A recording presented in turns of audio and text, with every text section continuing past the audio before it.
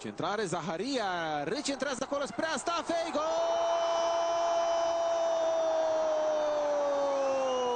Că s-a înclinat către poarta lui Nuno Claro, ajunge Popescu, fundașul stânga al Oțelului, la această minge,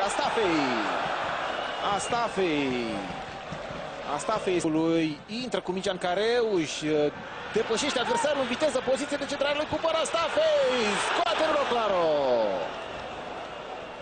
Frumoasă acțiune.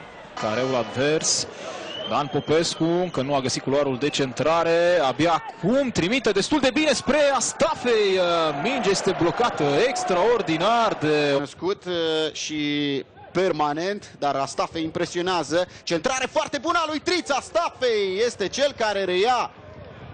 Susține că a fost... Nu prindea primul lot, era mult prea tânăr. Și foarte tânăr. Iată încă o ocazie, Astafei, pur și simplu, Astafei nu s-a așteptat să nimerea în careu, balonul îndepărtat de acolo de Neagu. Acum Iorga. Centrarea lui Iorga nu este rea. Lovitura de cap a lui Astafei.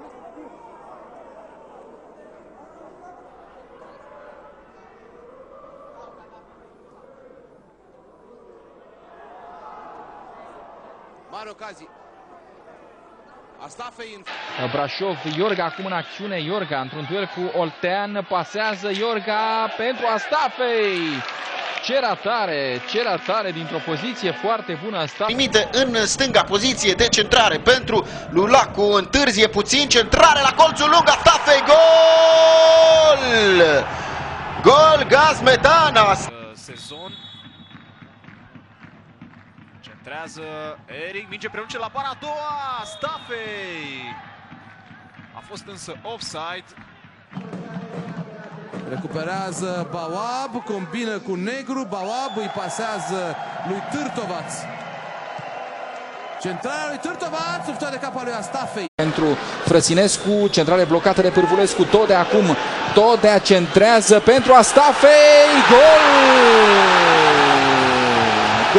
Victoraj. Bujor repune până la Florin Dan, din nou Vlad Bujor, o centrare pentru Astafei, care deviază cu capul, însă prinde Mingote. Îl viza pe Didi. Acum Nicu centrând în fața porții. Prima ocazie, prieten pentru Târgu Mureș, a fost lovitura de cap a lui Astafei. Excelentă prima intervenție.